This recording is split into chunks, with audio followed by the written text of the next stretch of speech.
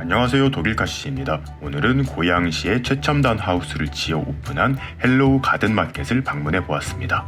오픈한 지는 몇 달 되었다고 하는데 집이랑 거리가 있다 보니 못 가보고 있었는데요.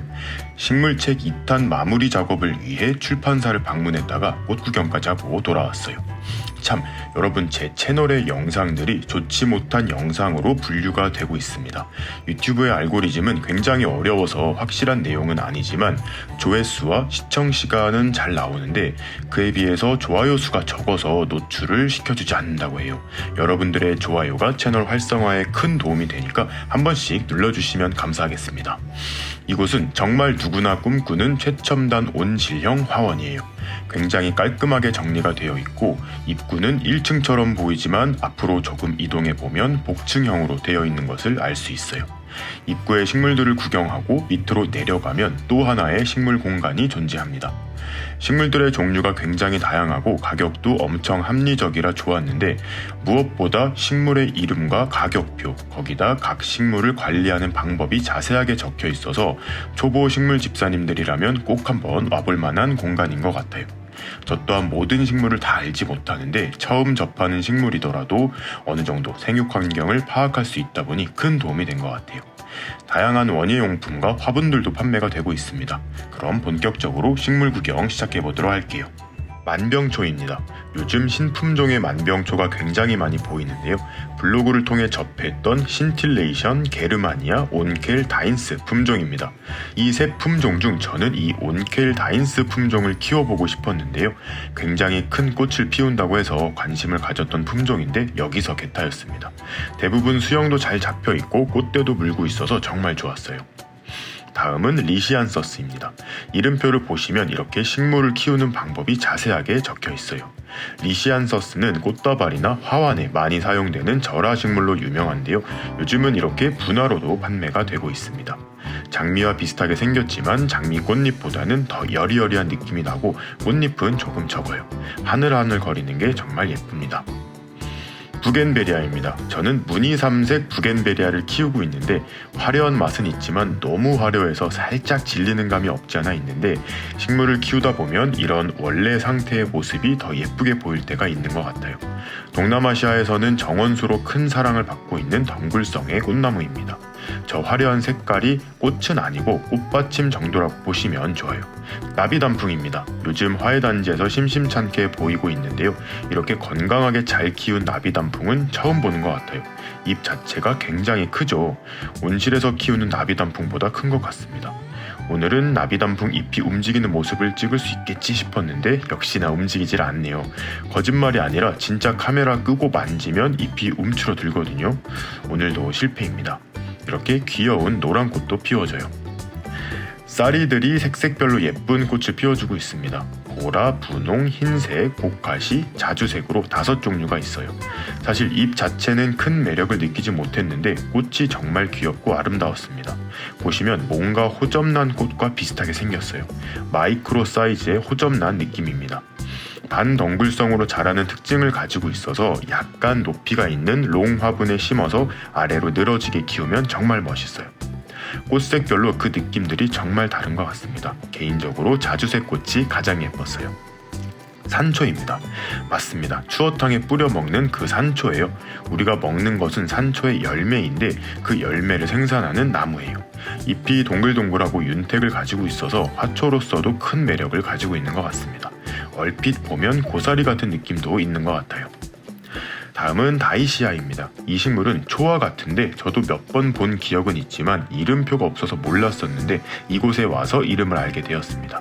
분홍색 꽃이 다글다글하게 피어 있어서 너무 예쁘고 귀여웠어요. 한해살이 풀인 줄 알았는데 남부 지역에서는 노지 활동도 가능한 식물이라고 하네요. 아스파라거스 메이리입니다. 제가 키우는 거랑 같은 농장 출신인가 봐요. 화분이 똑같습니다. 지금 빛이 부족한 실내에서 한 달 넘게 키우고 있는데 무리 없이 잘 자라고 있어요. 볼 때마다 여우꼬리가 여러 개 달려있는 것 같은 생각을 하고 있습니다. 자세히 보니 열매도 몇 알 달고 있었어요. 엄청 신기하죠? 시즈베리아나 고무나무입니다. 여기는 무려 9,000원이에요. 점점 가격이 내려가고 있습니다.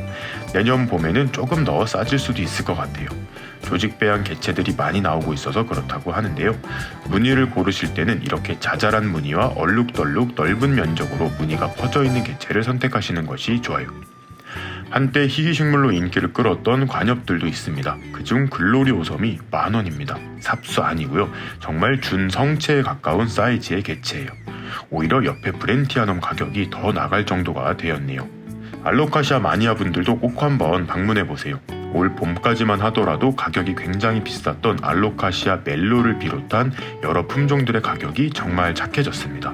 이제는 부담 없이 키우고 싶었던 알로카시아들을 마음껏 키워볼 수 있으실 거예요. 만데빌라입니다. 만데빌라는 덩굴성으로 자라는 식물이고 예쁜 꽃을 보여주는데 이 만데빌라는 평소에 다른 곳에서 보던 곳보다 꽃이 굉장히 컸어요. 계속해서 육종이 되면서 큰 꽃을 가지게 된 것 같습니다. 오랜 기간 키우면 정말 멋진 식물이에요. 고사리존도 있습니다. 엄청나게 많은 종류의 고사리가 있는 것은 아니었지만 이곳에서 판매 중인 아디안텀이 좀 특이해요. 짠! 뭔가 잎이 평소에 보던 아디안텀과 다르게 엄청 빼곡하고 오밀조밀하게 자라나 있어요. 물론 고사리도 종류가 다양해서 아디안텀이 아닌 다른 고사리과 식물일 수도 있지만 너무 마음에 들어서 집어왔습니다. 벌레잡이 제비꽃 모라넨시스와 티나입니다. 왼쪽 잎이 작은 게 모라넨시스, 그리고 오른쪽에 잎이 큰 게 티나예요. 특히 티나는 꽃이 굉장히 예뻐요. 분홍색 꽃잎을 가지고 있고 안쪽으로 들어갈수록 화려한 핏줄이 잘 보여서 굉장히 화려합니다. 모라넨시스와 티나는 정말 뿌리파리를 잘 잡으니 집에 하나 정도 키워보세요. 한 화분만 사셔도 금방 증식이 돼서 여러 화분으로 늘릴 수 있습니다.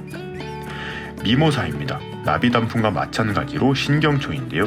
나비단풍은 잘 안 움직이는 데 비해 이 미모사는 만지면 바로 움츠러듭니다.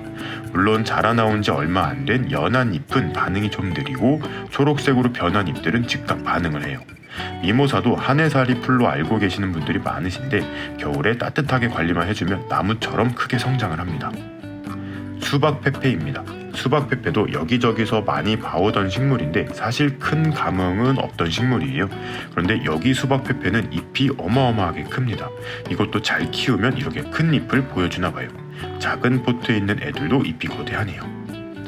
초코 신고니움입니다. 이 식물도 한때 굉장한 몸값을 가지고 있었고 그마저도 개체가 많이 없어서 구하기 힘들었었는데요.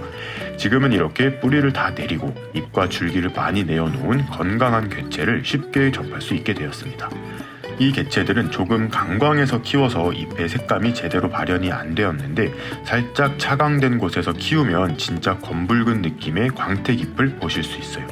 정말 매력적인 잎을 가진 식물입니다.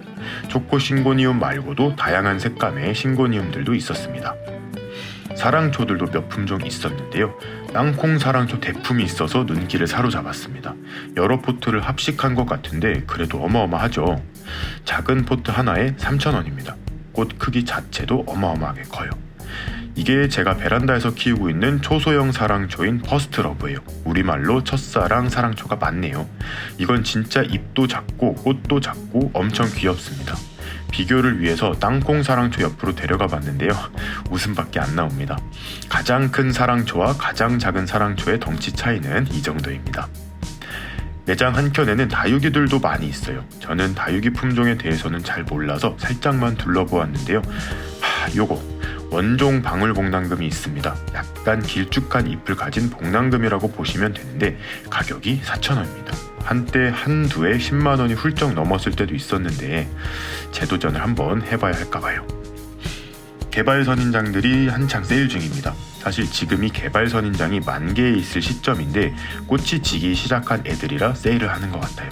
그런데 너무 건강하고 단정하게 잘 키워놓은 개발 선인장이라서 지금 사셔서 관리만 잘하시면 내년에 어마어마하게 꽃을 볼 수 있을 것 같아요.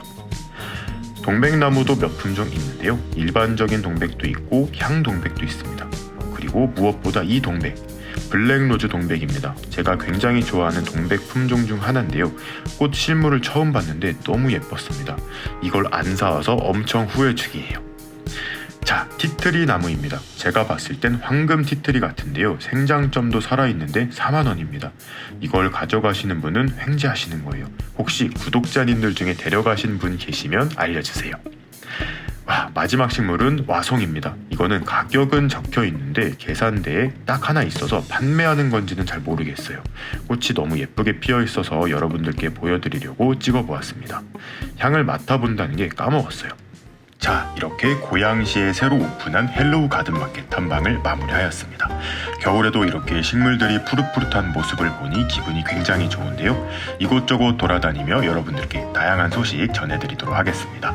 그럼 오늘도 재밌게 보셨거나 도움이 되셨다면 구독과 좋아요 그리고 알림 버튼까지 눌러주시면 감사하겠습니다.